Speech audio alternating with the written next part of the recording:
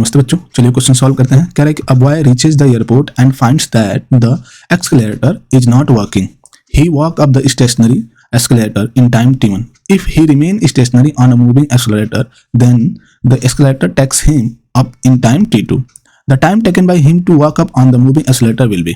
ठीक है, तो देखो इसमें तीन सिनेरियो है। तो पहला सिनेरियो हम देखते हैं कि जब हमारा क्या है, पहले सिनेरियो में हमारा ये एक्सीलरेटर काम नहीं कर रहा है और सिर्फ बॉय की वेलोसिटी हो जाएगी। यहाँ पे सिर्फ जब एक्सीलरेटर काम नहीं कर रहा है तो ये क्या है, जो बॉय है, लड़का है, वो चल रहा है वो, तो इसकी वेलोसिटी आप मान लो v है। जो इसने डिस्टेंस कवर किया वो s मान लो, ठीक है, राइट। और डिस्टेंस, इतना डिस्टेंस कवर करने में कितना टाइम लिया, वो t1। ये पहला सिनेरियो। दूसरा सिनेरियो में क्या कह रहा है कि अब लड़का खड़ा है, ठीक है, लेकिन एक्सीलरेटर चल रही है, तो इसकी स्पीड मान लो v एक्सीलरेटर, ठीक है, इधर की तरफ डिस्टेंस सेम है, ओके।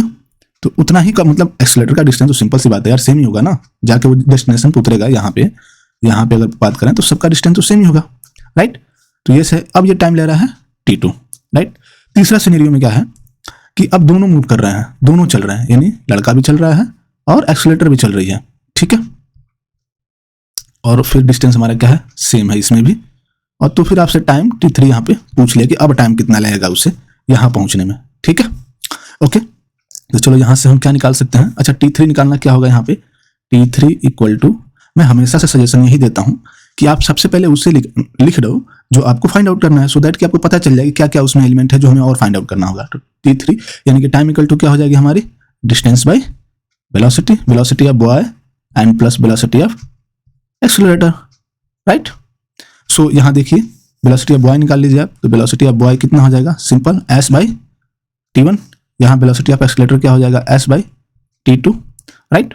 नाउ अब इसे मैं यहाँ सॉल्व कर रहा हूँ, let me change the colour, then I am going to solve it. So t3 equal to क्या हो जाएगा हमारा यहाँ से, s इक्वल टू v भी हमारा कितना है, s by t1, right, plus ve कितना है, s बाई t2, ठीक है। तो ये हो जाएगा s, और यहाँ से s कॉमन ले लो तो आपके पास कितना आ जाएगा, t1 plus t2 by t1 into t2 होगा ना।